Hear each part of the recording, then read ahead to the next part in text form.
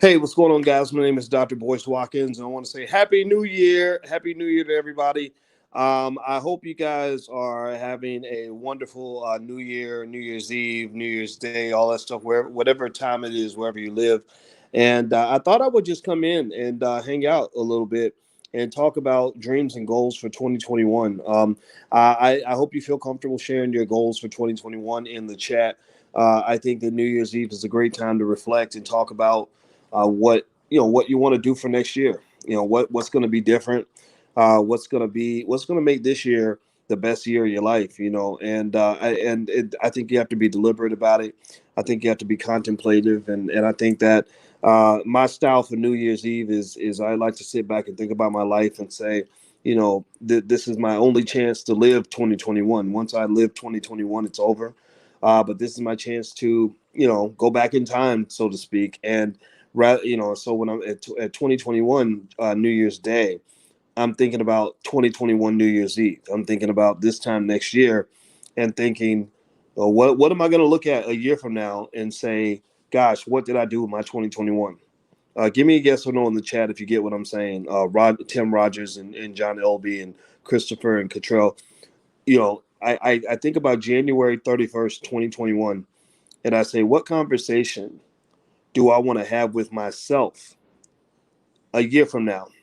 Like if I look back and I'm thinking, man, 2021 is over, it's gone forever. 2021 is never coming back.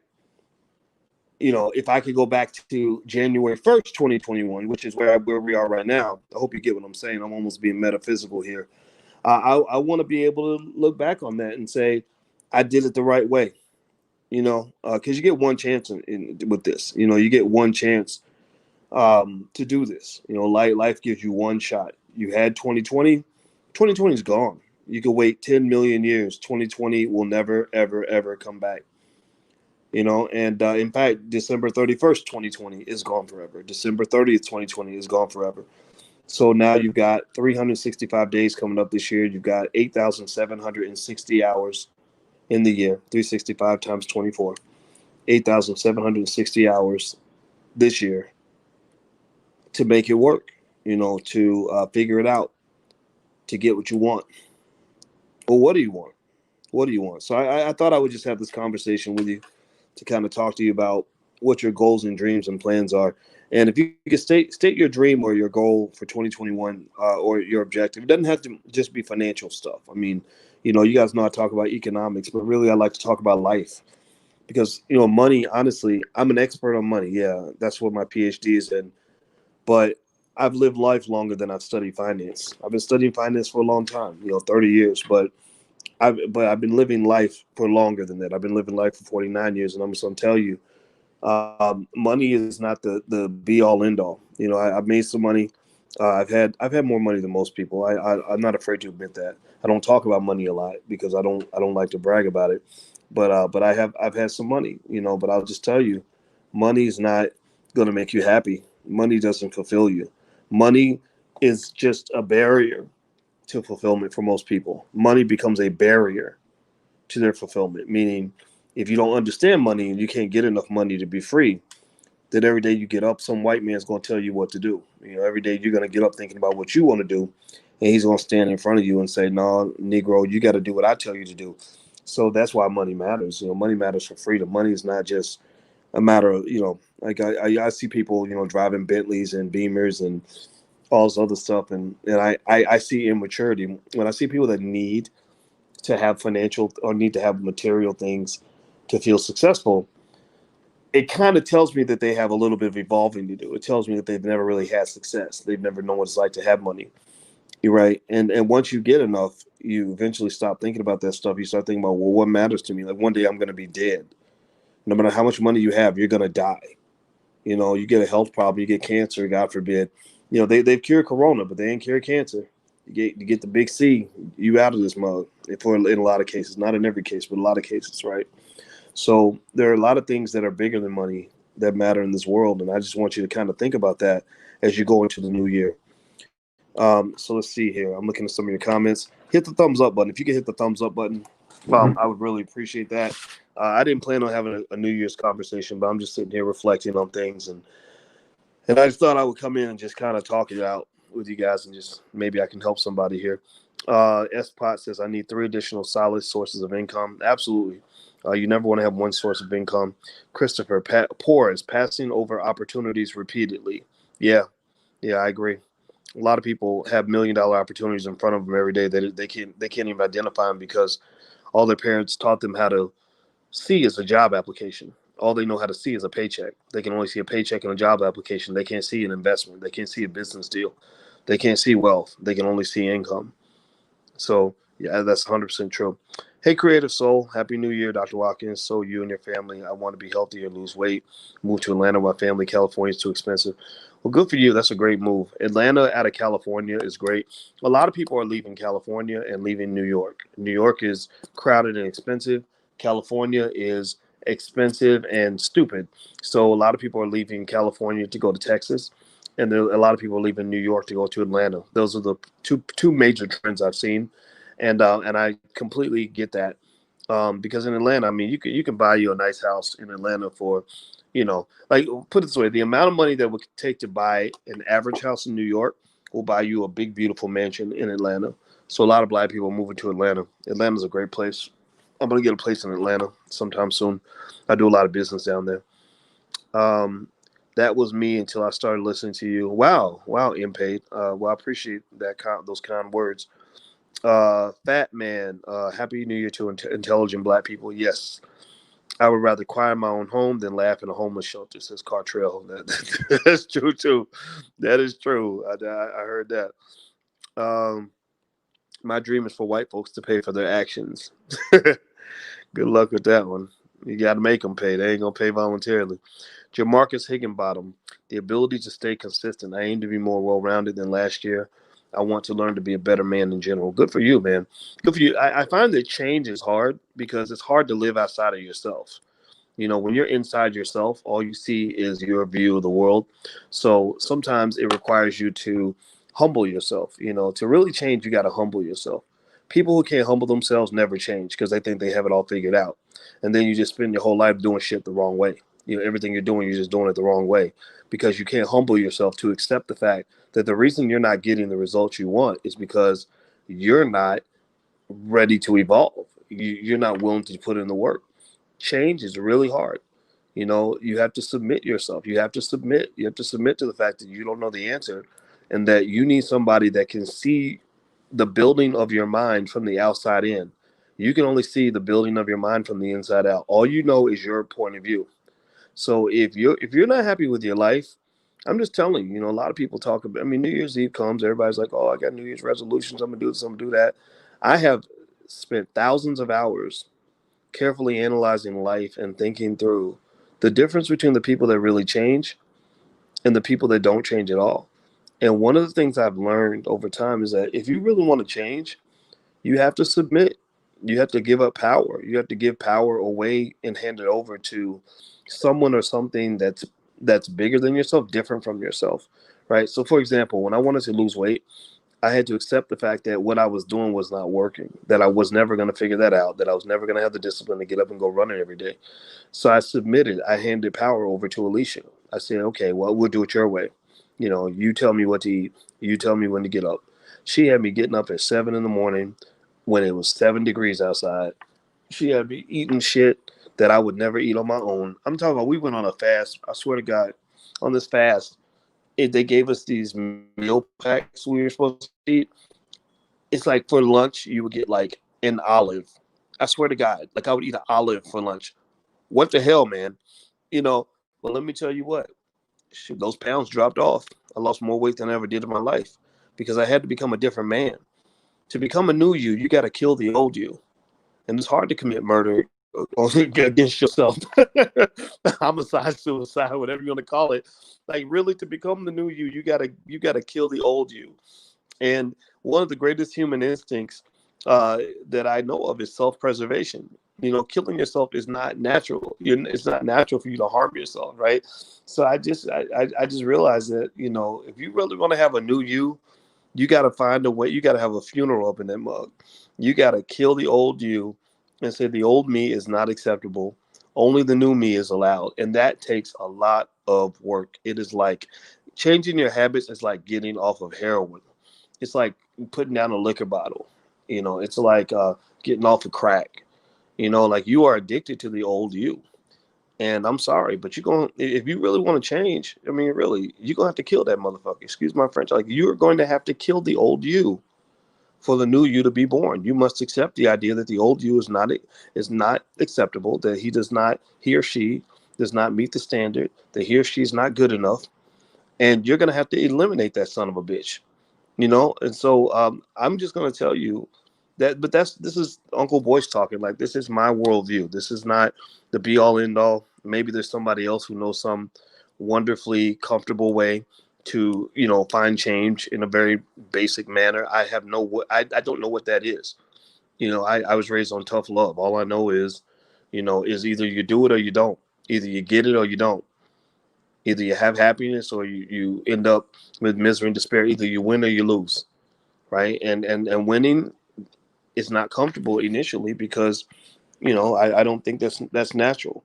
If you're trying to be in that top 1% or that top 10%, whether it's in income or happiness or success or fitness or relationships or whatever, it's not easy. That's why most people don't get there, right? So anyway, by the way, some of you may or may not know I'm on Clubhouse. By the way, so if you ever want to come to Clubhouse, and sometimes we have conversations, you want to come in and talk.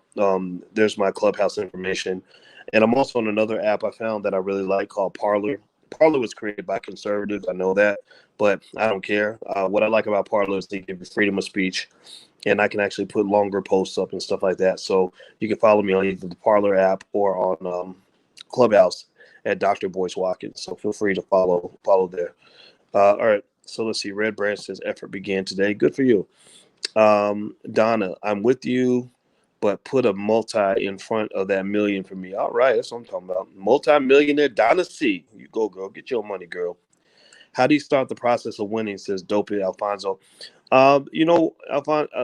I'm sorry, Alonzo. I think who you're around makes a difference. I think being around winners increases the chances that you're going to win. So you got to identify the people in your life who you feel are winners and who you feel are losers, and all that's relative based on what you want. I don't think I'm not saying that any person is a winner or loser. It all depends on what your criteria is. So if your goal is to win in relationships, then are you talking to people who are winning in relationships? Or are you talking to people who are losing? Same thing when it comes to money. Same thing.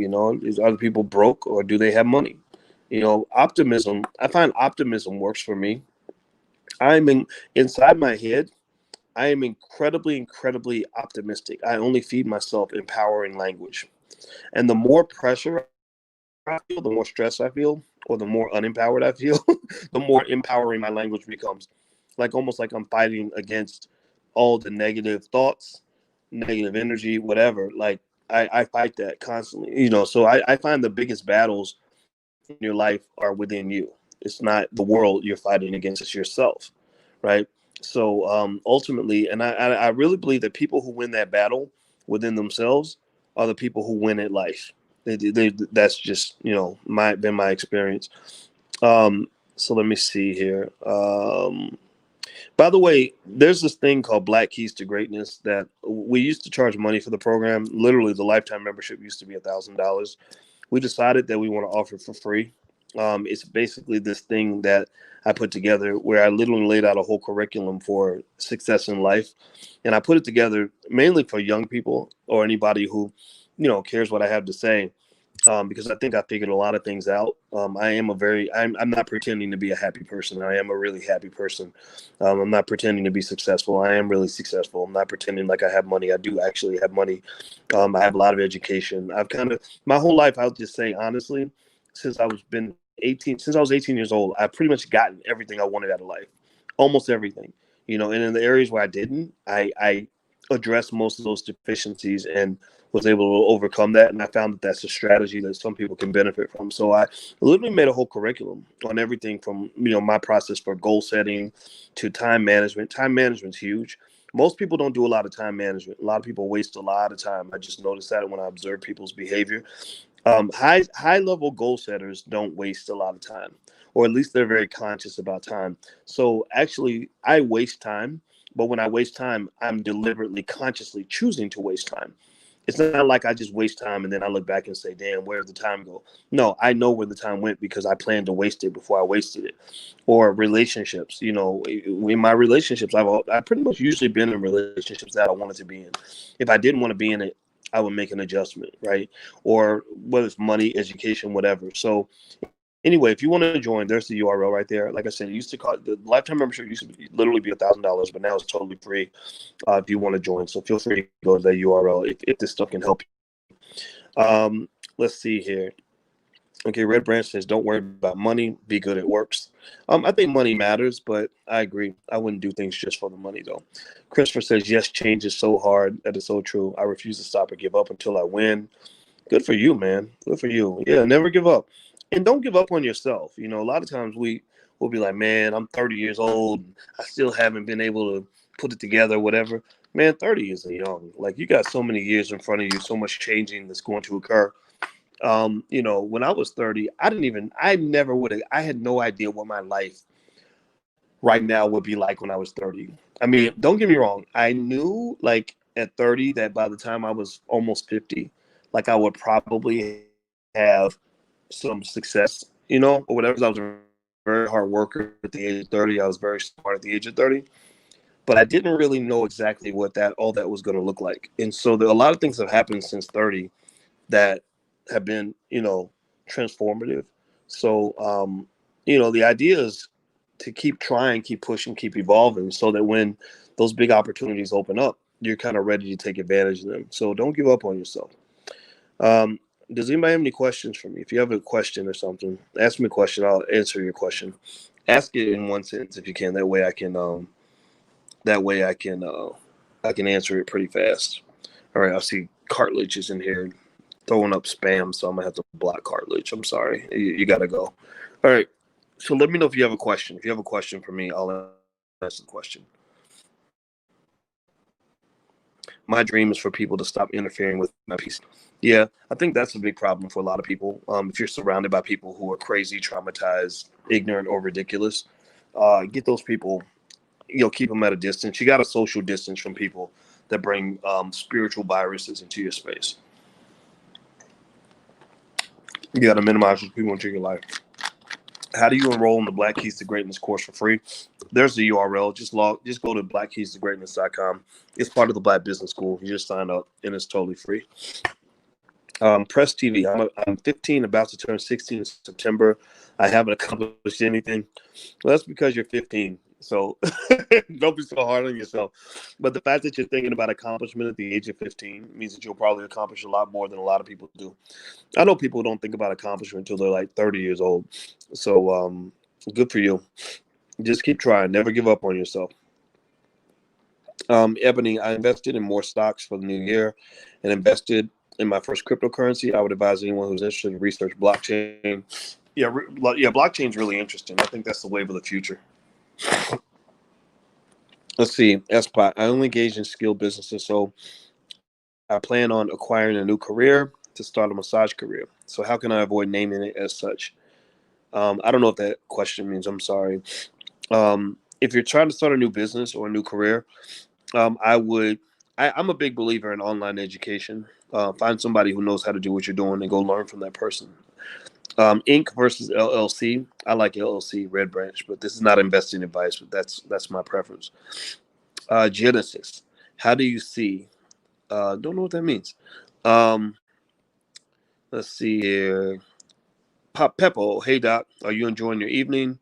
Yes, I am. Thank you for asking. Can you host a debate on SVDL Live? I don't know what SVDL Live is. Sorry. McKinley Miller. I made some great choices and worked hard in my teens and 20s and 30s. I retired at 39 now. Live off my retirement, and I'm comfortable, not rich, but very comfortable. Good for you. All right. Congratulations to you, man. Very smart guy. Jamarcus. Any advice for those who may not have much money going into this year? Um, well, conserve the money that you have. Uh, the three ways that people make money tend to be stock market investing, real estate investing, and starting a business. I think that entrepreneurship is a great route because it allows you to make money from what you know, from your human capital, like maybe your skill set or what's in your head or your labor. But it maybe requires some sort of investment from you in terms of time or energy, right?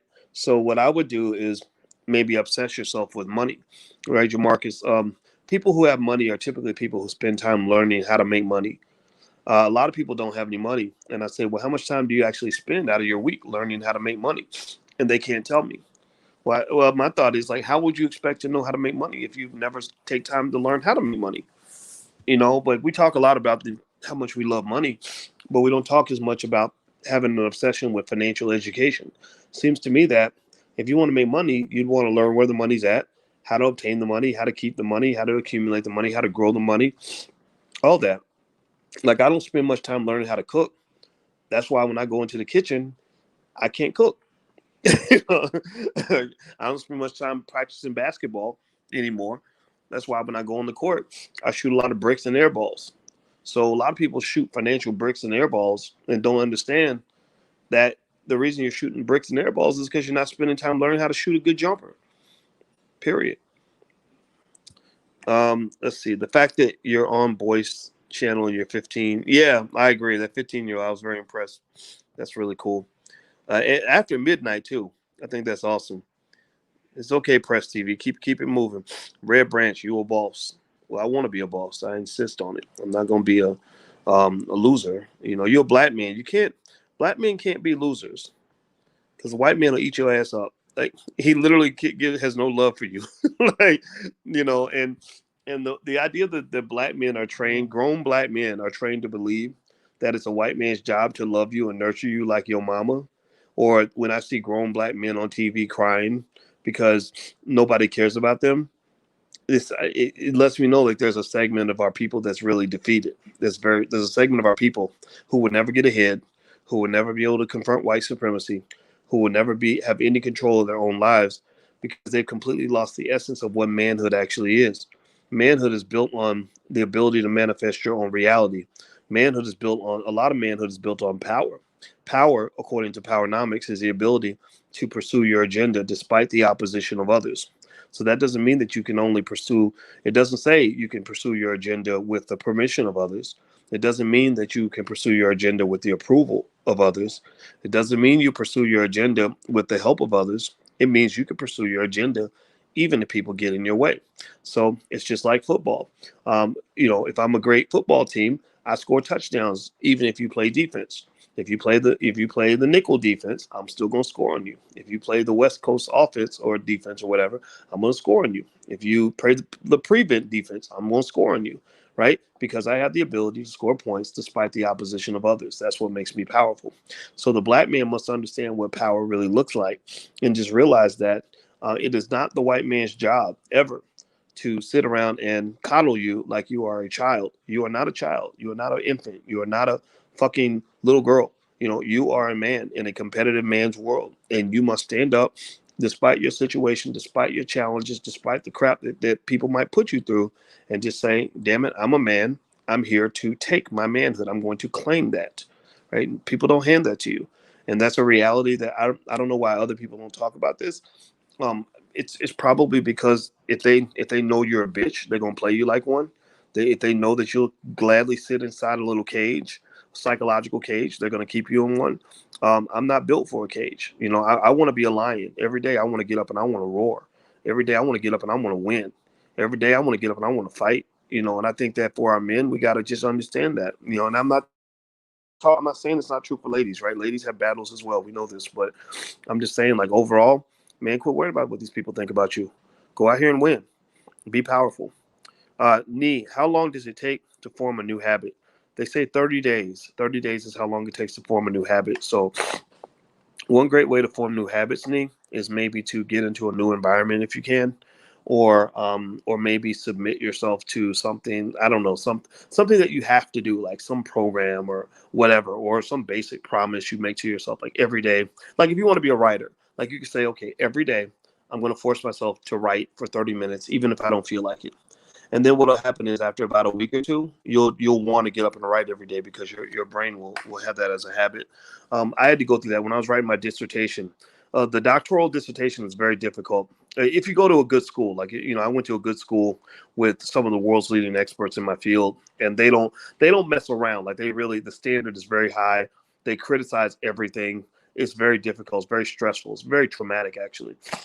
So anyway, when I was writing my dissertation, the best advice I ever got, I read a whole book on how to write a dissertation. My dissertation was about 150 pages of statistics and math and stuff. It's actually on the internet if you ever want to look it up, and it'll put you to sleep though. I promise you.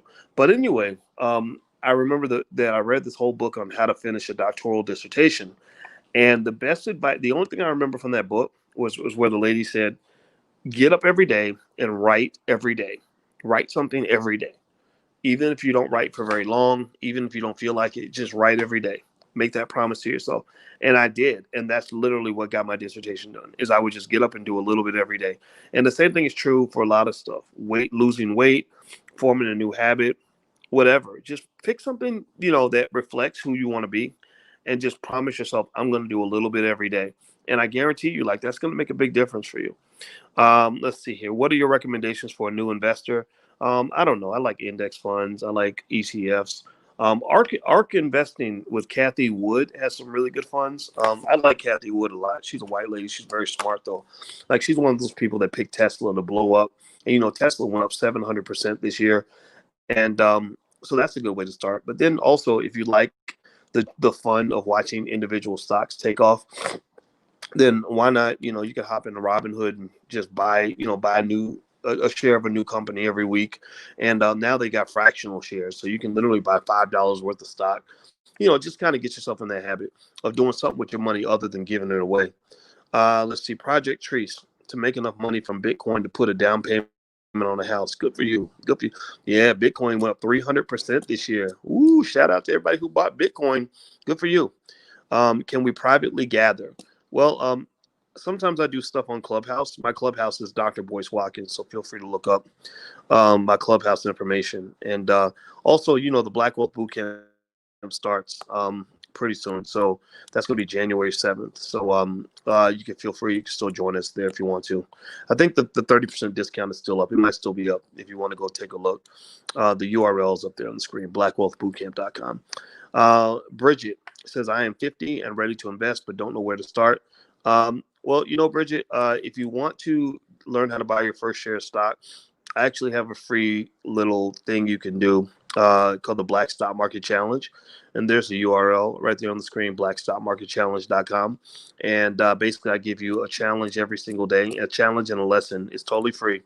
And it'll get you started investing, and it'll also introduce you to the fundamentals of investing. So anybody who wants to get started, I think investing is so critical that it's almost like a doctor telling you that it's critical for you to get your vitamins. It's critical for you to eat healthy, or it's critical for you to exercise. It's critical for you to get enough sleep. Like, investing is your financial vitamins in this country, because there's a good documentary on Netflix called what was it? Inequality for All. Inequality for All. It was done by former Labor Secretary Robert Reich. And what Reich pointed out very accurately is that America has become a more and more unequal country. America is a screwed up nation. We have allowed, we've think about capitalism. You live in a country that has two words attached to it: capitalism and democracy. You live in a capitalist democracy. Here's the thing. So think of it like a house with children. Capitalism is the big brother. Democracy is the little brother. So the big brother tells the little brother what to do. Your capitalists, your millionaires and billionaires, and your corporations have taken over your democracy. When a politician gets elected, these politicians are not working for the American people anymore. Half the stuff that they want to do is not even popular amongst the public. Like, if you ask the public to vote on it, they would vote against it. They're working for the corporations. Now, you think that they're working for you because they need your vote in order to get elected, but that's all a game. Basically, they need money from corporations because in order to get your vote, what do they do to get your vote? Well, they run advertisement. Well, how do you get ads? Well, you got to pay for them. Well, how do you pay for them? Well, you got to have a billionaire give you money. So who are you going to be loyal to? The people who voted, the sheep who voted for you because they were advertised to, or to the company that gives you the money that allows you to advertise in the first place? That's why a lot of good ideas never get on the table. That's why you never hear about a lot of great candidates. You got candidates out here doing amazing things, but you never hear about them because they can't get $1 billion to advertise themselves to the world. So your country's screwed because the capitalists, for about the last 50 years, have been allowed to undermine the essence of your democracy. That's why to this day, it started mostly during the Reagan era, a little bit during the Nixon era, etc., 1970s, 1980s. Basically, your billionaires have bought your politicians and now as a result, billionaires and investors pay lower taxes. In fact, Trump, I think, lowered the capital gains tax rate even further than lower than it was before. I want to say it was 35%. Then he pushed it down to 21%. Or maybe I got to go look up the numbers. I'm not an accountant. Like I can't remember. All I know is that there was a year where my tax bill was much lower than I thought it was supposed to be. I told my accountant, I said, that's got to be wrong. There's no way I have to pay that little in taxes. But that's because I'm a heavy investor, and people that invest heavily can write off almost everything. So that's another thing too. The taxes in America are paid by people who work. Taxes are not paid by people who invest. The investors get to write everything off. That's why I've told you guys to, every black family should have a family business because you can then write off a big chunk of your lifestyle. You can get together with your whole family and go on a cruise or something, and you can write off a big chunk of that cruise. If you all have LLCs and you're all doing business, legit business with each other, then your accountant will tell you that you can legally write off a big chunk of the cruise. There's a guy named Dan Bilzerian. They call him kind of like the new Hugh Hefner, and he runs a company called Ignite. You might have heard of him. He has about 30 million Instagram followers and all this other stuff. And his whole brand is lifestyle. His whole brand is like, he'll be in there with, in his mansion. His house costs $65 million. He's 37 years old, and he'll have like 200 models in his house with him, and they'll be partying the whole time, right? So this Bizarrian guy, he writes off millions of dollars from his parties because that partying is his business. His brand is, that he's this social media influencer, and the parties he has are a tax write-off, right? His company pays for his $65 million house. So what I'm just telling you is you have a country that is heavily biased against the workers. They deliberately dismantled and destroyed labor unions. They increased the supply of labor by pushing women to want to come to work, and also pushing people, but they kept wages flat by simply, when the labor unions are gone and you've got more competition in the labor force, they were able to keep wages down. So people compensated in two ways, starting in the 1980s. One, they started working longer hours. And then when working longer hours wasn't enough, they started going in debt. That's why you have a lot of people in this country that are gonna die in debt. That's why even college attendance is a tricky little bitch, because they train you that the best first step to financial security is to go $100,000 in debt to get a $50,000 a year job. When Syracuse University, where I used to teach, the students at Syracuse now pay $73,000 a year to go to that school. $73,000 a year if you add up tuition, room, board, books, everything else. $73,000 a year. Now, here's what's interesting, right? I was on the faculty at Syracuse for 13 years. Syracuse is an interesting case in point for a couple of reasons. One, when I was in the business school and I started doing more media stuff and I was on TV a lot of people started hearing about me. A lot of the black students were like, okay, who's this black guy that's on TV? I want to go meet this black professor.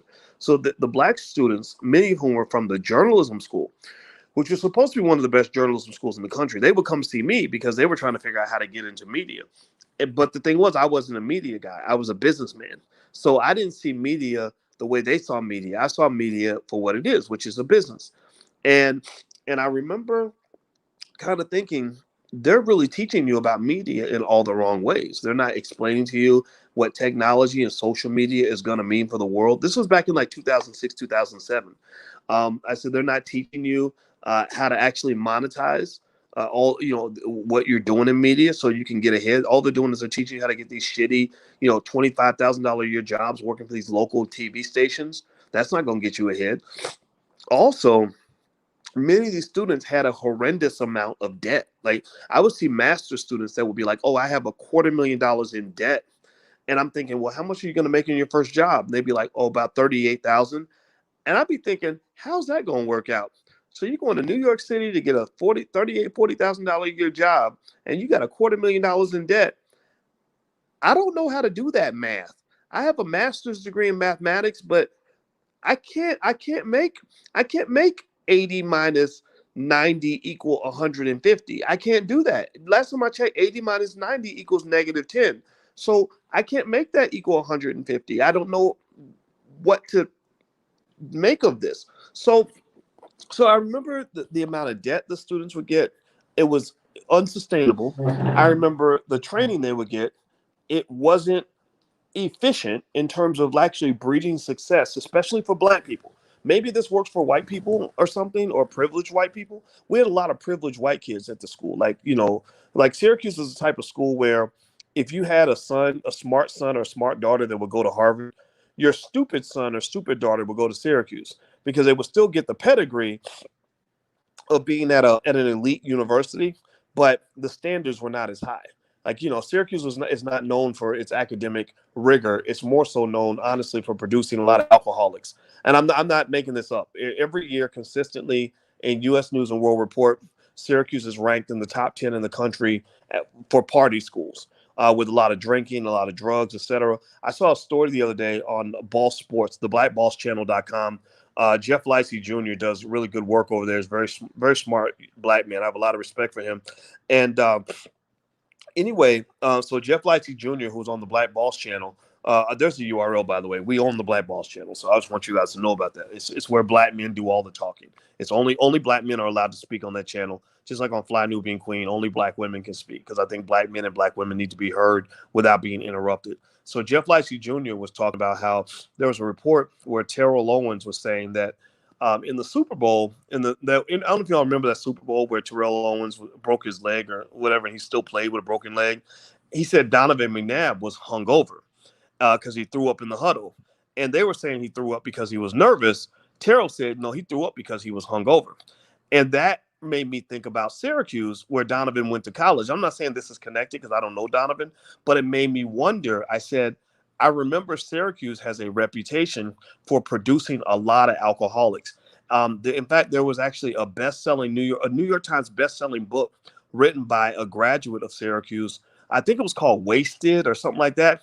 On the cover. There's a picture of her like slung over the curb, like she had just vomited, and she talked about how she became an alcoholic while she was at Syracuse, and that was what I saw. Right, I saw a lot of alcoholism and almost like an encouragement of it, not so much from the university, but I got into an argument with a black professor about that. I said, why do y'all keep encouraging these young people to ruin their lives? Like alcohol is really fucked up. Like I grew up in a family where I saw uncles and other black men in my family who had a lot of potential lose a lot of that potential because somebody introduced them to liquor early. And when you get a young person like wrapped up in drugs and alcohol at an early age, some people can't really handle it like that. Some people, it ruins their lives. Like DMX talks about how this is why I'm a big believer. Malcolm X said this actually, that the white man will sell you the liquor bottle and then lock you up for being drunk. And so, DMX also talks about how, he got introduced to cocaine as a teenager by his mentor, his alleged mentor that he trusted, introduced him to cocaine. He's still addicted to this day. I know another young guy who went out to LA. He went on tour with a group because he could sing really well in his church. And so he got invited out to LA to go on tour with some group. His mama was all excited, like, oh my God, my baby's going to be famous and blah, blah. So he went on tour with this group. Well, they introduced him to cocaine at the age of 14 or 15. To this day, at the age of 50, he is still a cocaine addict. Like he literally still like goes in and out of jail over cocaine. Like, it's like, so basically what I'm saying is like, you got to be real careful about what you introduce young people to. You got to be careful about what you allow others to introduce to you. You got to be careful about choices, because some choices you make can lock you in a trap. And I know I went down that stream of consciousness just reflecting on my years at Syracuse University, because I don't feel like people are really telling our young people the truth. And what I saw at Syracuse was, I saw a lot of young black students, some of whom are doing fine now, right? I'm not saying all of them are miserable failures. That's not true. And I'm not saying that the experience was all bad, but I started really seeing very closely the pitfalls of black people being educated by white people who don't understand their situation, don't understand their challenges, don't understand what we're dealing with as a community. So I really think black people should be educating black people. I just really think that. So overall, you got to be real thoughtful and real conscious about everything that you consume, all information you consume, media you consume, food that you consume. If somebody gives you advice, make sure it makes sense, make sure it adds up, make sure it computes. Like, so for example, the reason that black people continue to go backward and haven't gone forward is because everybody's telling you that your number one goal in life is to go work for a white man and to be well behaved so that you can get raises and promotions, working for him, building his company, building his wealth, right? Maybe, and then you go home and you're paying rent to him so he can go buy him a bigger house, right? And then you're going out to the store to buy his products. Bernard Arnault is the owner of Louis Vuitton, Hennessy, I think Moet, all kinds of crap. And and I see Negroes all the time promoting all these brands, like, and they love these brands. And this man has over $100 billion, and it's kind of, and at the same time, black wealth is going down, black wealth is disappearing. Well, again, because of the way you're trained to be an important commodity for everyone else's success. Like, it's like you're like almost like a power source. Like, like if I plug my lamp into the wall, that power source gives power to my lamp, right? But I'm draining the power source. If I keep the lamp on 24 hours a day, it's going to drain the electricity. It's going to waste the electricity. So black people are a power source. We have lots of black power. That power doesn't exist very long because we're trained to give that power away, right? So I would just say to you that I think definitely for sure for black people, like if I was to think about how to be successful in 2021 and how to be a different, better person and how to find a more fulfilled life, is I'm a big believer in just getting off the grid, like just disconnecting and rethinking everything. So if you go back to that whole example I was laying out earlier, like when I was talking about the students at Syracuse who were trained to believe that going to a white owned racist university and giving them $73,000 a year and going $200,000 in debt to get a $50,000 a year job should be your first step toward economic success. Well, that's white supremacy 101. Like, that's a very deeply embedded form of white supremacy, because what you really should have been taught is, look, I don't care if you want to go to a Syracuse or go to any college or not. I got a 17-year-old in the house who's going to be going to college next year. That's fine. His mother, me and his mother are both college professors, so of course we're gonna, of course we're fans of college. College is a lot of fun. College is a great place if you use it right, right? But what I told him is, going to college and and making good grades and getting a good job, that's a very hard way to make a lot of money. I said, I mean, it's doable, but it's a very difficult way to make a lot of money. I said, let me give you the real way that people really make money. I said, if you really want to make money as a black man, obsess yourself with starting a business, be an entrepreneur, because not only will you make a lot of money, but you'll also have something more important than money, which is your freedom, and you'll have power. Like a man needs power and freedom. He doesn't just need like a good job, right? And so basically, I tell him like, look, you can go to school. I don't care. I mean, whatever. I don't care what you major in. Like honestly, I just don't give a shit. I just don't care. Because I'm like, that's not gonna really that's not gonna move the needle for you in terms of you getting what you want. So I just tell them, I'm like, look, go to school, play that game, do whatever you're going to do. And when you really want to learn how to make money, you really want to learn how to get ahead, come talk to me. At that point, we're not going to have a conversation about going to college and making good grades and getting good jobs and doing great interviews. I don't know nothing about all that anymore. We're going to talk about starting a superb business where you can create systems and delegation and use technology to scale that business so that you can actually make money at an industrial level. You can make money like an Elon Musk makes money. Elon Musk makes $300 million a day. He doesn't make $300 million a day by working overtime at his job. He makes $300 million a day through systems and delegation and technology and economic infrastructure. Now maybe $300 a day is a lot for a lot of people, right? So I'm not saying that, but maybe the number becomes $3,000 a day, right? I know a lot of regular people that you'll never hear about who make $3,000 a day. That's not out of the question. That's about $1 million a year. I know, in fact, I know a black woman who I worked with who wasn't making any money at all with her business, and we worked together on some stuff. And I showed her a couple of things, and she just announced maybe about 2 months ago that she made $1 million this year. And this is a person who literally told me straight up, in 2017, I wasn't making any money. 2018, in fact, she wasn't making any money. In 2019, she made little money. In 2020, she made $1 million because she learned systems and delegation and how to use technology to expand her economic opportunity. Also, if I was to talk to him about money, I'd say, okay, let's talk about the stock market. Most of the wealth in this country goes toward the stock market because of the way your capitalism has taken over your democracy. So government policy is biased in favor of investors. They pay lower taxes, they get to write off more stuff. Also, the implementation of cheap money policies by the Fed has just made capital readily abundant for people that are in certain spaces. It's very unfortunate. It's not fair at all. It's a really sick kind of process, but it's just what it is, right? And so as a result, you've seen stock market acceleration unlike anything else. And because the stock market is what they call a leading indicator on the status of the country, what that means is that people get confused. People who don't understand the stock market get very confused. They're like, how can so many people be unemployed and the stock market is going up? How can the economy be so bad and the stock market is going up? Well, that's because the stock market doesn't pay you. It's a financial time machine. It doesn't pay you based on what's happening right now. The stock market is paying you based on what it anticipates is going to be happening over the next 5 or 10 years. So we're all thinking about the pandemic. We're trapped in the moment.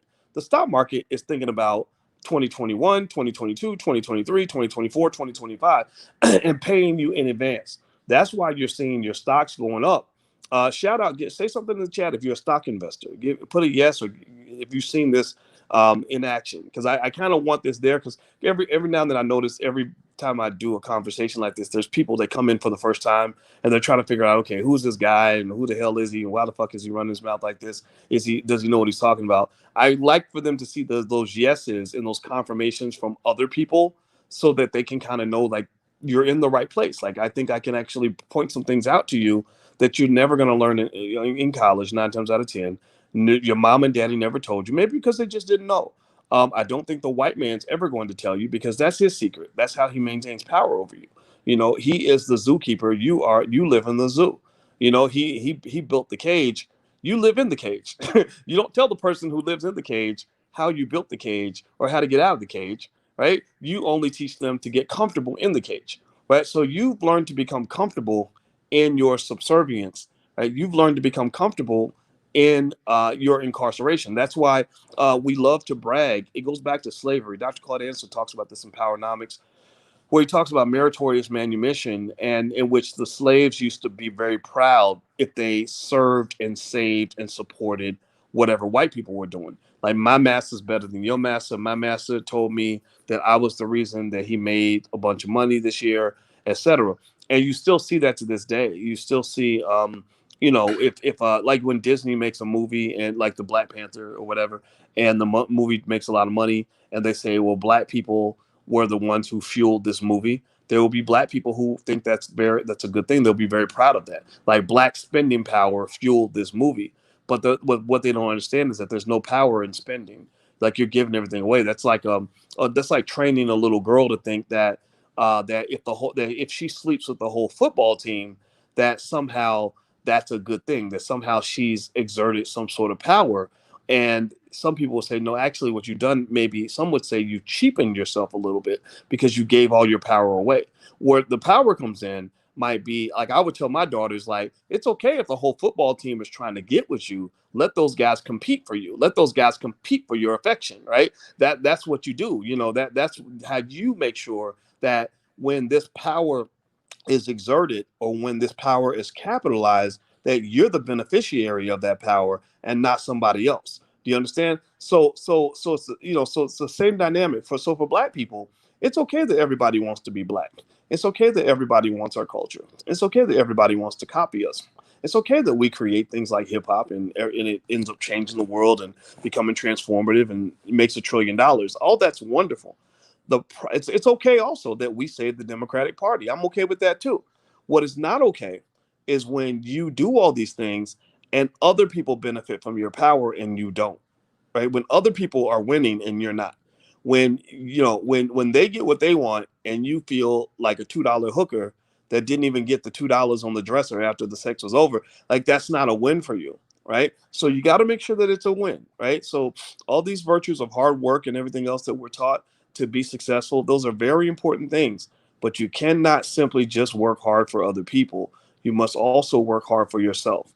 But also the other thing too is that if you create true equity, like people talk about equality and they talk about equity, and usually they're talking about those terms in very social constructs, right? Like equity means that white people treat me the same as they treat other white people or whatever. Like I don't care about that. I don't really care if white people like me or not. I just assume everyone hates everyone else, or everyone takes care of their own, right? I will never wake up thinking that a Chinese guy is going to care about me as much as he cares about other Chinese people. Why should he? Why should he love me as much as he loves his fellow Chinamen? No, I'd be like, take care of your own. I'm gonna take care of mine because I don't love you. I don't love you as much as I love black people. I love black people more than anybody, right? So equality and equity, in my opinion, are used in all the wrong ways.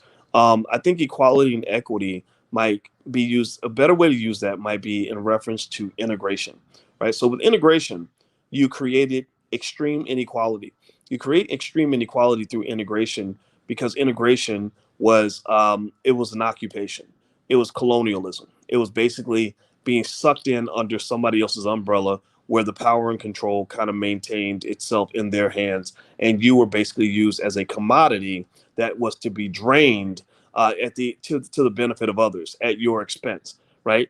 Equity would mean another scenario where you still integrate, you still connect with white folks, you still integrate properly, but you integrate in a way that says, look, we'll still come over and work hard for you. We'll work our butts off with you. Like we will work, we will let you use our hip hop, we'll let you use our culture, we'll let you use our labor, all these things. But we need to ensure that when the benefits of that labor emerge, those benefits come back to us too. That look, we don't care if you get benefits also, right? That's what a partnership's supposed to be, right? A good partnership means that I partner with you because you got something I need, I got something you need, right? So white folks have maybe they have infrastructure, maybe they have capital, maybe they have a few other things that we can use to our benefit. So I think it's okay if they're making money. The problem is when they're making everything and you're getting nothing, right? And that's why integration was bad. Integration was not bad because white people are inherently bad. Integration is not bad because there's something wrong with working with people who are not black. No, integration was bad because you completely surrendered all of your personal power when you signed up for that system. You came in giving away everything and asking for almost nothing back except for a little bit of validation or for somebody to pat you on the ass and tell you that you're pretty, right? That's like voting, for example. Voting is not bad. Voting for Democrats or Republicans is not bad. It's when you vote and you say, all I want you to do is tell me how much I saved America, right? So many black folks are so proud that we saved the Democratic Party. I'm like, for what? Like, what did they save you? Now, if they saved you, then I get it. Then yeah, you should brag about that. Like we saved them and they saved us, but they didn't save you. They peed on you. So how are you telling me that you're proud of the fact that you saved them and they peed on you? You don't that doesn't make sense. That's not a good trade, right? So I really think overall, I think that in general this doesn't just apply on an aggregate level. I think this applies in your own life, right? So let's break it down to you. By the way, if hit the thumbs up button. If you haven't hit the thumbs up button, please hit the thumbs up button. And also I'm so like on a stream of consciousness now, so I'm actually gonna pull myself away from this stream of consciousness and get back into the chat and look at some of your questions. And by the way, there's a URL here, the allblackagenda.com I put together. On this page, there's like all these resources. Most of them are free or cheap that will help you to pursue a Black agenda in your household. My thinking has evolved when it comes to the pursuit of a Black agenda, and I did share this with when Ice Cube was talking, when we were talking about things like what's going on with the Democratic Party, what Joe Biden's doing over here, this, that, and the other. One of the positions that I laid out to the brother that I hope he doesn't mind me sharing, I think Ice Cube, I'm a big fan of what he did politically. I just really am. And I said, I said, man, here's the deal. Look, you're a king, like you're a boss. I've listened to your music for 30 years. I know how you think. You think like a leader. You think like a winner. You think, you are. Well, I think he said something like a pharaoh with a double barrel or something like that or whatever, right? Like you see yourself in a certain light. And I said, and I agree with that. I think that you're a king, you're a boss, and I understand you because I'm a king and I'm a boss in my space, right? I said, now, so here's the thing. I don't think that a king or a boss should have to go to some old scraggly, dusty ass, rusty ass, wrinkled ass old white guy like Joe Biden and ask him for anything. I think you can demand things. I think you can tell him what you're doing. But I think also you have a lot of power and equity. You and your friends combined have enough power and equity that you can actually engage in what I perceive to be true masculine power, which is the ability to manifest the realities that you want. So it's one thing ask you uh, if I ask your permission for me to do something, right? It's another thing if I ask for your support for me to do something, right? It's another thing if I just do it and then I tell you what I'm doing. And then I let you know that a condition for my approval, now I'm not seeking your approval anymore. You're seeking mine. A condition for my approval, whether it's for a vote or it's my money or it's my validation, a condition for my approval is that you must get on board with my agenda. You must support what I'm already doing.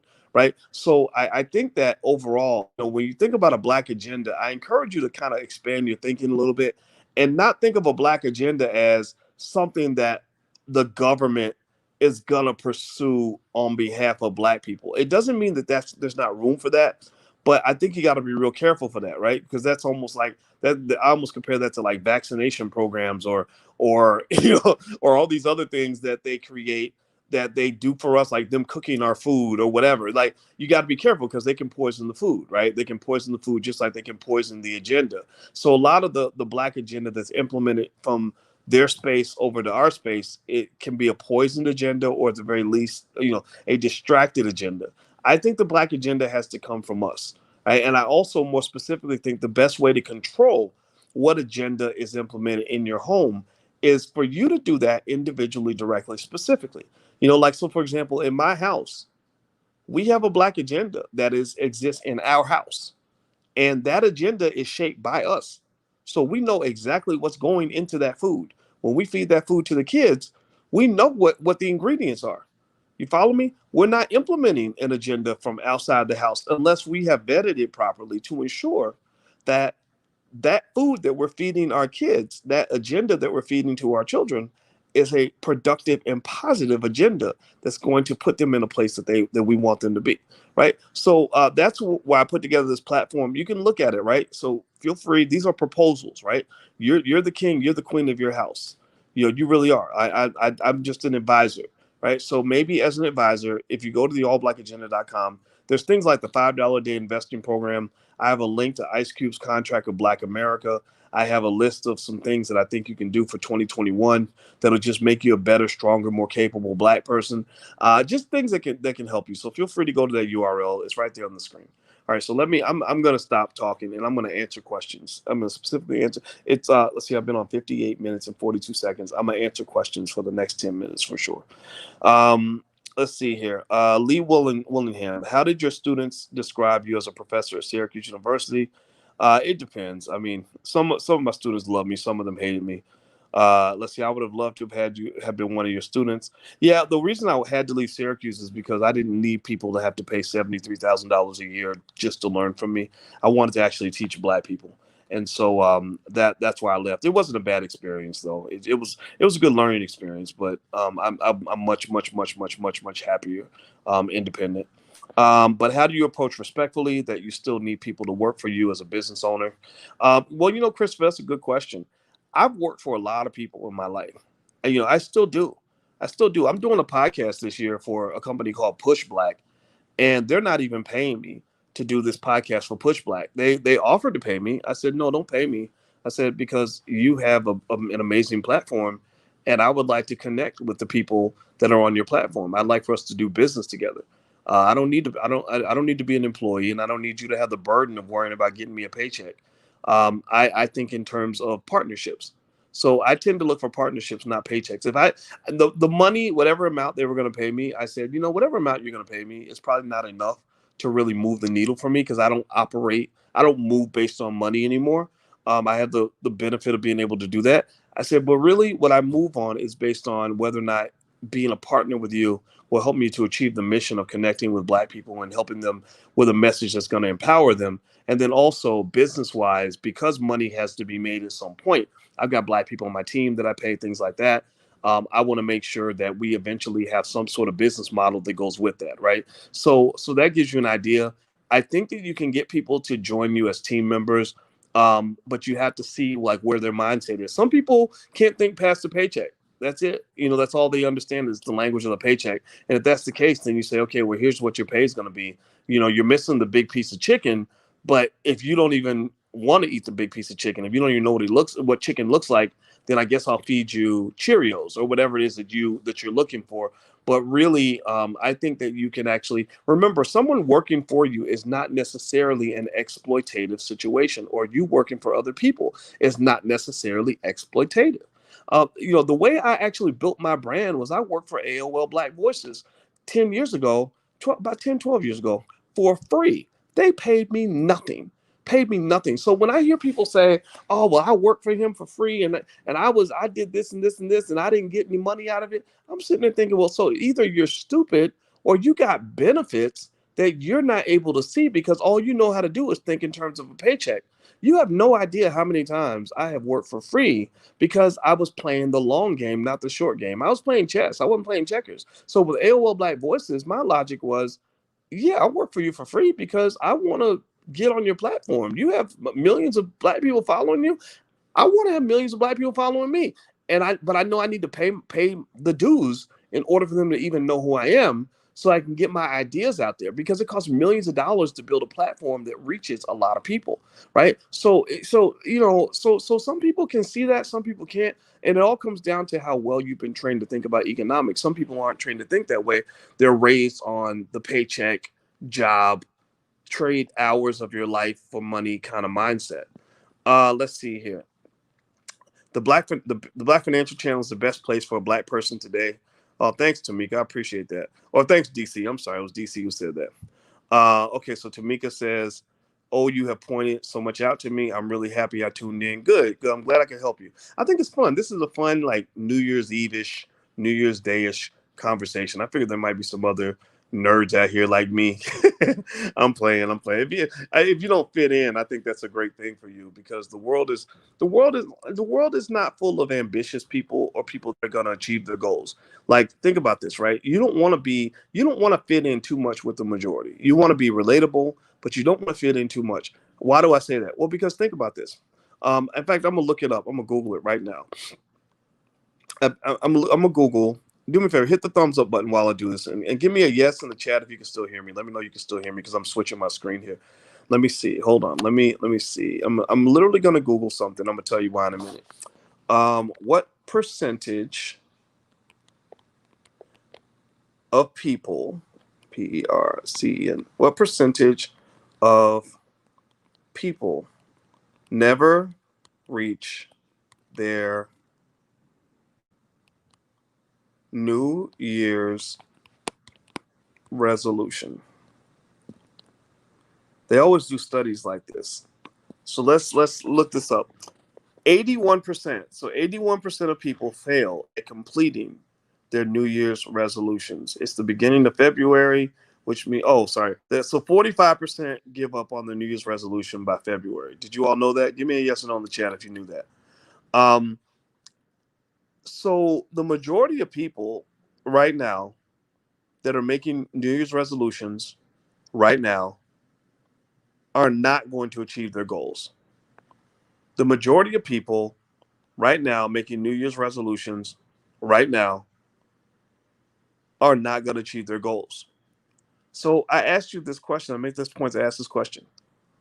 Why in the hell do you want to fit in with mediocre ass people? Why do you want to blend in with mediocrity?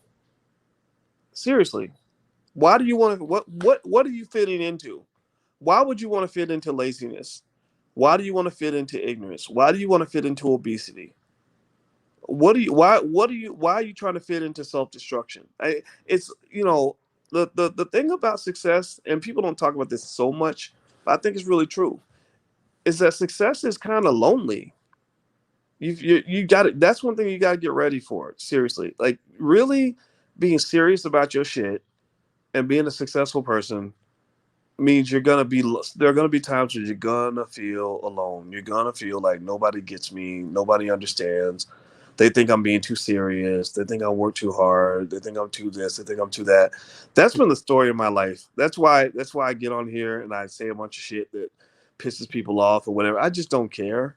I just do not care because I have been alone my whole entire life. The best thing that God ever gave me, racism was a gift from God for me because I was isolated from white people, but also I grew. The funny thing was I grew up around white people, so I was also isolated around black people because I didn't know how to do ignorant shit. I didn't want to eat chitlins. I didn't know how to dance. I didn't speak with broken English. I didn't waste time on silly shit.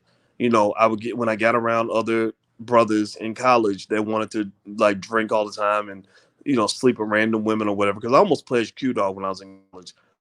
And I looked at their lifestyle. And I was like, I don't want to do what y'all doing. You're gonna kill yourselves. Like your lives are gonna be horrible because you're stupid. Like, and it's not that I think every Q dog's stupid. No disrespect. If you're Greek, I'm not making fun of you.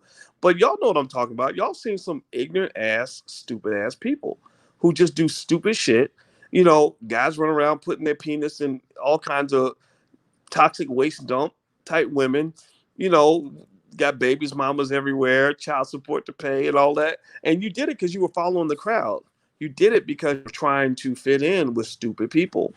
A lot of people make really bad decisions with their lives, and all of us have made decisions that we regret. So I'm not making fun of you if you're in that category. Some of us are in a transition, right? You're trying to do better. I'm trying to, and if you really want to know what I'm trying to do, I'm trying to give you the courage to do better and to be different, and to really love yourself, like really love yourself enough to just say, you know what, I think this works for me, and this is where I want to be. This is what's going to make me happy. I don't need anybody to tell me that, because people will give you all kinds of like stupid advice or shame you into going in a different direction. Like I'll give you an example. I've always loved being a hard worker. Like I've always, if I have a dream or a goal, when I was younger, man, I would obsess over it. I would just be so committed to it. I had no problem studying 8 hours straight on a Saturday, you know, and people thought I was weird. People thought that I was too serious. I studied too hard, but I was like, but this is fun for me. Like it's fun to pursue my goals. It's fun for me to accomplish things. What isn't fun is losing. It isn't fun, for me to like feel the disappointment of consistent failure. It's not fun to feel like a victim. It's not fun to have a life full of unfulfilled dreams. It's not fun to set New Year's resolutions every year that I never reach. That's not fun for me. So really, a lot of the stuff that I started doing was really more so like pain avoidance. Like I'm avoiding the misery and disappointment of being a loser as a black man and being a slave and being crushed and being oppressed and being a victim. So I had to learn how to just say, well, either get on my agenda or fuck all of y'all. Like I did. I got to the point where I was just like, I just don't care and I'm okay. And here's the thing: the only reason that now it's like I fit in a little bit better is because honestly, because of what I was doing was working really well, and it led to success. Like I've been invited to give speeches all around the world, and I've been able to do all these interesting interesting things. I've been on TV 10,000 times and all this other stuff. What I learned about life is that people just tend to, most people don't really know how this thing works. They don't understand who they really are. So they kind of follow people that they think are rich and powerful and successful and famous, right? And so people would follow me. Some people would follow me because they're just like, oh, so this must be the trend now. This must be what I need to do, right? And but the interesting thing, if you think about it, like, here's what's funny. The thing that I think me and Ice Cube kind of got along on, which this is why I just have a lot of respect for this guy for what he was doing politically, is like I was very surprised to see that he's kind of a loner too in terms of Hollywood. He doesn't fit in so much with the Hollywood agenda, with the black elites. I tend to work with people who can transcend this idea of trying to fit in. Same thing was true with Russell Simmons. I give Russell Simmons credit on this, actually. Even though Russell is very successful, he's had his ups and downs, right? He has his controversy, but Russell was kind of like almost like a male version of what Oprah is in celebrity space, where there's celebrities and then there's like super celebrities. Like there's kings and queens, and then there's king makers. There's people who decide who the next king is going to be, right? Russell was in that category. He could decide which rappers would be famous, which actors were going to get put in movies, which comedians were going to get put on Def Comedy Jam, stuff like that. And one of the things that I liked about Russell was also that Russell wasn't interested in trying to just fit in. He wasn't trying to just be, he wasn't just trying to sort of go along with the program. And so when we worked on the mass incarceration campaign, Russell did a great job of really kind of telling them, like, screw you. Like, I don't care if you don't invite me to the White House dinner party anymore. I'm not going for that. I'm actually here to do something good for the people. Now, V says, I registered for your Black Wealth Boot Camp, but I would like to know if it includes real estate. We are gonna cover some real estate. Yes. We're gonna have one day where we're gonna talk about multifamily property. And so, and by the way, if you ever have any other questions, so V, don't put questions like that here per se, because I may not see them. If you want to guarantee to get your question answered, you can email support@theblackbusinessschool.com. That's support@theblackbusinessschool.com. They will always answer your question, because sometimes I'm going through the chat and I can't see all the questions. So I happen to see your question, but don't think I'm ignoring you. I literally can only see maybe 5% of the questions that come through. So that's what that is. So don't think I'm ignoring you. I just can't see all the questions. Okay. So and by the way, the Black Wealth Bootcamp starts January 7th. So feel free to go take a look if you're interested. Let's see here. They messed the calendar up by taking out the 13th month and moving New Year's to winter to see if the masses would follow, and they did. I didn't know that. That's interesting. My goal is to open a resort in Cape Haitian, Haiti, Labadee to be exact. Oh, that would be great. Yeah, Haiti needs so much help, and I'd love to understand more in terms of why Haiti doesn't get the help that it deserves. Because I just don't understand that. How can you raise billions of dollars for a country, like they did, and the country still doesn't seem to be doing any better? I just don't get that. And nobody's really explained that completely to me, so I don't understand that. So Nielsen, I'm gonna have to block you out because it looks like you're in here soliciting some of you. I don't know what you're doing with your messages. Sometimes people come in and it looks like spam, where they're just laying out a bunch of spam. By the way, that URL, the drboysbreakdown.com, that's where the audio version of this podcast is. So if you want to check out the podcast on Spotify, you can go to the drboysbreakdown.com. Even when you don't care what people think, everything falls into your lap. That's true. People tend to follow people who know who they are. Like, if you know who you are and you're confident with that and you're comfortable with that, people will respond to that, because most people, they don't really know exactly what to do next. They just kind of look at what everybody else is doing. So if you notice on the internet, you see that a lot, especially younger people who are insecure.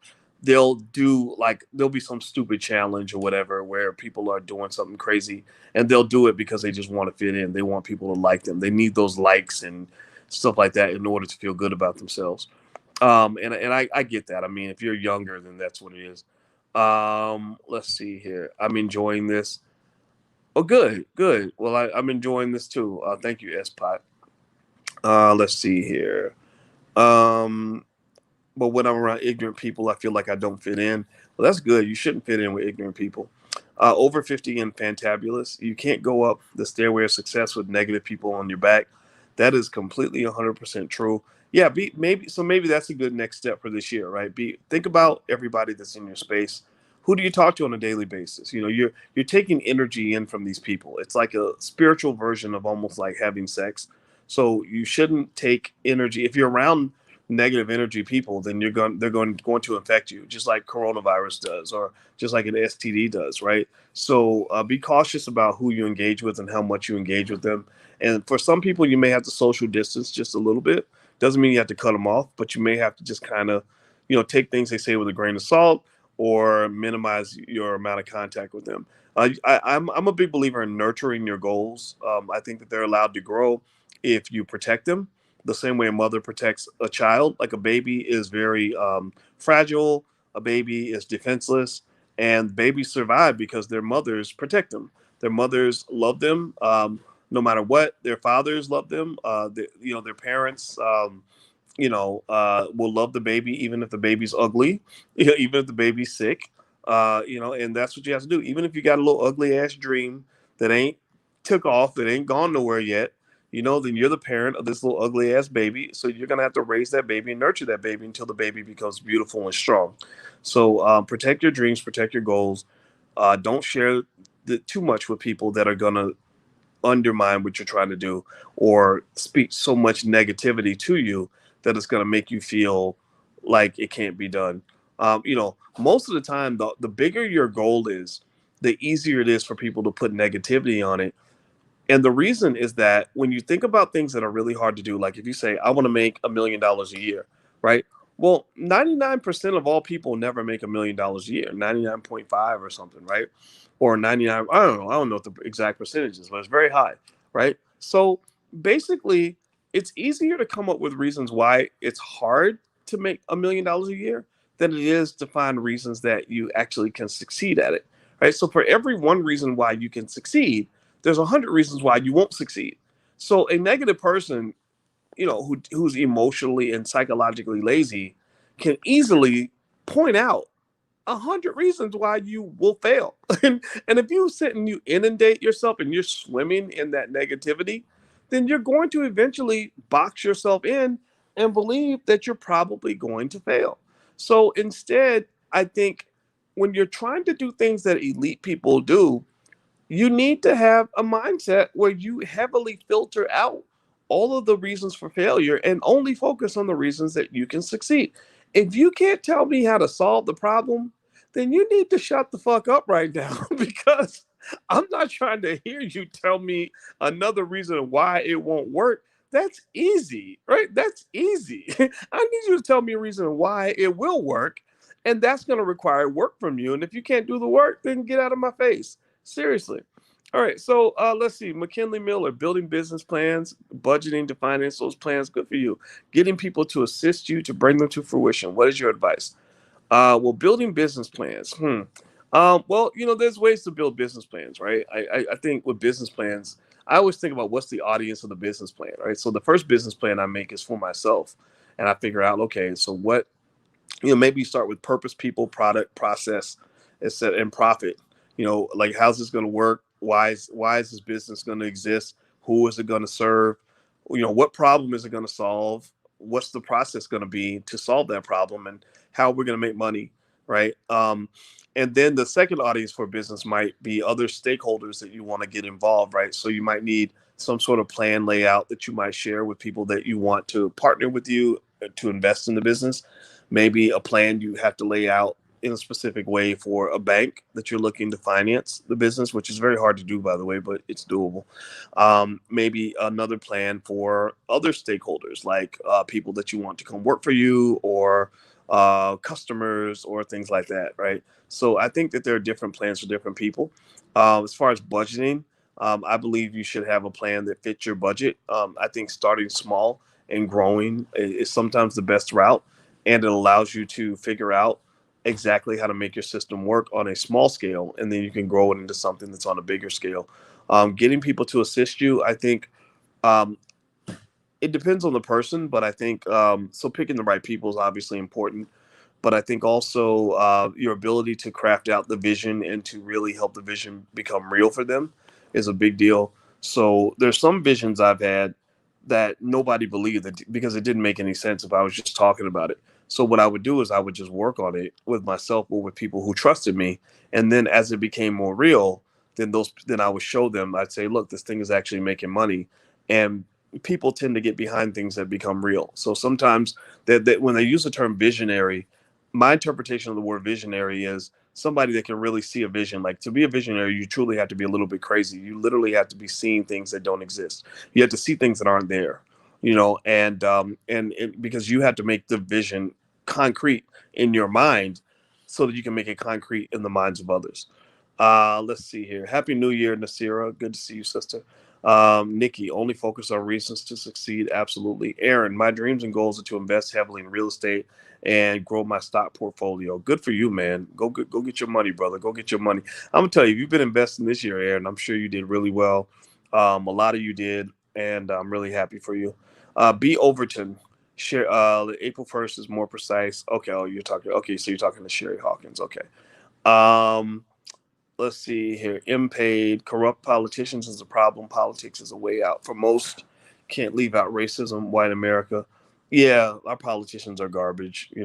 I came to a realization this month that most of our black politicians are actually really racist white people who happen to have black faces. Like, they're just racist white people in blackface. So if you want to be a racist politician, just have a black face, and nobody's going to check you on your racism. But the way they treat the black community is appalling. I have a black mayor in Chicago called Lori Lightfoot, and this lady I haven't seen her do anything that to me benefits the black community, but black people, I guess, because we're all Democrats and stuff, like, people vote for her. But she's not even married to a black person. So I don't know. I don't want to get into politics too much, but, and not to say that being married to a black person is the automatic litmus test, but it's yet another piece of consistent evidence that kind of points to this idea that people, I think, having a black face is completely overrated. And I think that these politicians are just not, they're not doing the job. They're just not getting us where we need to go. So you got to do that yourself. Sherry, Dr. Boyce, how do you make yourself interested in financials? Because I'm not. Well, that's a good question, Sherry, because I'm not interested in money, honestly, not that much. I mean, I am, but I'm not a person that just sits around thinking about 401ks and mutual funds and IRAs and credit card interest rates and ROIs. I mean, I know those things because I had to learn them, to get my doctorate. But I find money most interesting when it relates to real life. Like, I can break down, like, a rapper. If a rapper is rapping about money, I can break down what he's talking about. Like, E40 has this really great song he just came out with called Mob. And in the song Mob, he's literally talking about things like building relationships and being trustworthy and how important that is for business and don't want to depend on the GoFundMe and what else did he say? I want to be the first millionaire in my family tree. Like, I could do a whole lecture on that E40 song and literally break down advanced financial concepts to you based on that E40 song. Like, that to me is fun. Or the first financial book I wrote was called Financial Lovemaking. And that was because I find it really fun and fascinating on how economic concepts can be linked to things we understand very deeply and are really excited by, like love, sex, relationships. Like, everything that relates to love, sex, and relationships can actually be linked right back to financial theory. And so it's just, that's what makes it interesting for me. And I think that that's like a superpower that I was blessed with, that helps me to relate to a lot of people, is because I understand it really deeply. And now, so if I sit here and I try to explain the concept like diversification, of assets to you, it may seem complex just because it sounds a little bit intimidating. But if I say, no, your grandma always told you never put all your eggs in one basket, everybody understands what that means, right? And there's 1,000 other ways I could describe it that would make sense. So that's how I get into it. So I would just think about how money links to the things that you want out of life. Like, what do you really want? What you really want is, you want to be healthy, you want to have good relationships with other people, you want to have freedom, etc. You want to have security, right? So think about those things and the feeling you're going to have when you have those things. Like, how do you feel when you're financially secure? How do you feel when you're free? How do you feel if you get up on a Tuesday and you don't actually have to get up and go anywhere. Like, you don't have any boss to report to, right? How do you feel if you're happy with the person that you're in a relationship with? How do you feel if you've got enough money where if you need a vacation, you can just hop on a plane and go somewhere, right? How does that make you feel? How does it feel when you have the house you want, the car you want, right? How does all that feel, right? So I think focusing on all of that and the vision of all of that will then allow you to see money for what it is. Money is not a destination. Money is a tool. It is a vehicle to get you to the destination, right? So because once you understand the why, like, I want to be free because being free as a black man is very important to me. That's why you're doing it. Then what happens is once you have the why embedded in your subconscious brain will automatically give you the how. It'll become intrigued with the how because you understand the why. Never pursue the how without understanding the why. Like, never commit yourself to doing something without understanding why you're doing it. Because once you know why you're doing it, then it's going to be easier to do because you're naturally motivated. It's like being tethered to a final destination that's pulling you in a certain direction. But if you're just blindly going through life doing stuff because somebody told you to do it, then that's going to be boring. It's going to be depressing. It's going to suck. You're not going to, you don't have a sense of purpose, right? You need a destination. Like, I mean, seriously. And this is probably this is the last thing I'll say, before we head out. I'm sitting here just yapping on New Year's Eve, and I guess, I don't know, maybe it says something about my weird personality, but I'm telling you, like, find your purpose, man. Like, whatever you got to do, find your sense of purpose. Because one of the things I've seen is that a lot of depression, a lot of people that are really depressed are depressed because they don't have a sense of purpose. Like, why would I get out of bed? I don't know why I'm getting out of bed. Why don't I want to, invest? Like, what am I doing this for? Like, what am I, there's no hope. Like, like hopelessness, a sense of lack of not having sort of a purpose, a destiny, a destination, something that you're pursuing, some vision that of a better, more fulfilled life. Like, not having that can reduce your motivation. Like, why would you get up and do stuff if you don't know why you're doing it? And if you don't have those things, figure out what those things are. Like, really sit and meditate on it. Think about who you are, what makes you happy, when are you happy, what makes you feel good, what is it that if you were to design your ideal life, what would that look like? I think doing all those things, that's the first thing you should do, I think, before you just go setting goals and plans and agendas. Like, have that fantasy first, and then at that point you'll fill in the void to get to that destination. Okay, so that's it. There's my Clubhouse information. I'm on Clubhouse. I'm also on the Parlor app. I like Parlor. I know it's created by conservatives, but I don't get into the Democrat Republican stuff. I like Parlor because it's freedom of speech. It's basically Twitter where they don't censor you, and it's like a little bit like Facebook too because they let you make longer posts, and nobody fucks with you. Like, that's the only reason I like Parler. Is that nobody's gonna mess with me. I don't care if you're conservative. You can be a Klansman for all I care. As long as you're not messing with me, as long as you're not telling me what I can't say, I don't care. I'm not threatened by other ideas. I know it's not a popular point of view. I know we're supposed to get mad if a white person says something bad about us. I don't care because I know that if I censor what you're allowed to say, then eventually they're going to censor me. And I am very confident in my ideas. I'm very confident in what I do and who I am. So I'm not worried about what some white person's doing in a chat room or what they're talking about, because it doesn't usually roll up in my backyard. They're not saying it to my face. They're not trying to disrupt my family. They're not, so I'm just a big believer in freedom of speech. Maybe people agree or disagree. I don't know. But that's why I like the Parler app. It's because they let me say what I want to say and then let me talk to my people the way I want to talk to them, and they don't interfere. So if you want to follow me on the Parler app, that's a way to follow me. And one of you asked about the Black Wealth Bootcamp. There's the URL for that again. We get started on January 7th. So the 30% discount will be up. We'll leave it up for a few more hours if you still want to participate at the 30% discount. But we start on January 7th. So I'll see you guys there soon. Hit the thumbs up button, hit the share button, hit the subscribe button if you could. If you haven't done that yet, I hope this conversation was helpful to you. And also for the brothers especially, I want you guys to know we're building Black media for Black men at the blackballschannel.com. So if you're into that kind of thing, if you want to hear what Black men have to say, feel free to subscribe to that URL. That's your YouTube channel we have.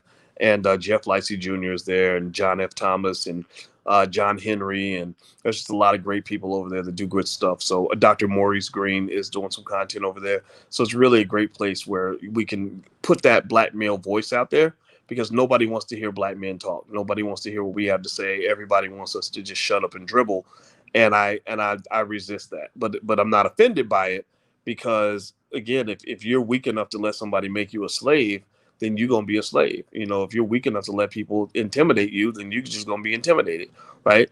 If you're punk enough that they can put you in a mini skirt and turn you into a piece of property, then that's what you're gonna be. So I think that for the black men in the room, I encourage you, stand up, you know, chest out, neck straight, head up, be a man, right? Make your voice heard. Who cares if people get mad? Who cares if they get mad, right? So the Black Boss Channel is all about that. That's what we believe in. That's what we do. So those of you who support black men and love them, I hope you also subscribe also, because these brothers need to be heard, and they're very smart, and they have lots of great perspectives. And also, if you like sports, Jeff Lightsey Jr. is the best guy I know anywhere in sports.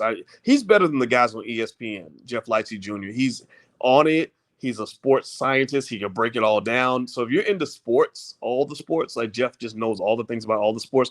And I say that out of experience. I know guys that work at ESPN. Like, I've been on Stephen A's show a few times. I know a guy named Chris Broussard, who's a really great brother, who's on the Fox Sports Network. There's another brother named Nick Wright. I call him a brother because he's basically like a wigger, like he's a white guy. He married a black woman, right? You can't blame him for loving black women.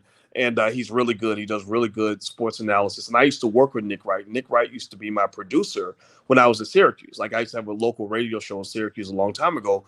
And Nick was just like Jeff Lightsey Jr. back then. Like they're both into sports. They're both good at what they do. They're both professionals. And so Jeff Lightsey Jr. is like gonna be up there one day with Stephen A. and Nick Wright and all those guys. So right now, if you go check the blackbosschannel.com, you can get a chance to see what he does. He's really good. So I hope you'll support the young brother, because I just love seeing young black men hustling and working hard, like the Ryan McCrary and Andre C. Hatchett, and just a lot of black men just really hustling. And we got to support our brothers and the sisters too, right? I mean, we know black women deserve the support, and we can talk about that all day. Vicky Dillard and Jane Arundel and all the great black women that are doing amazing things.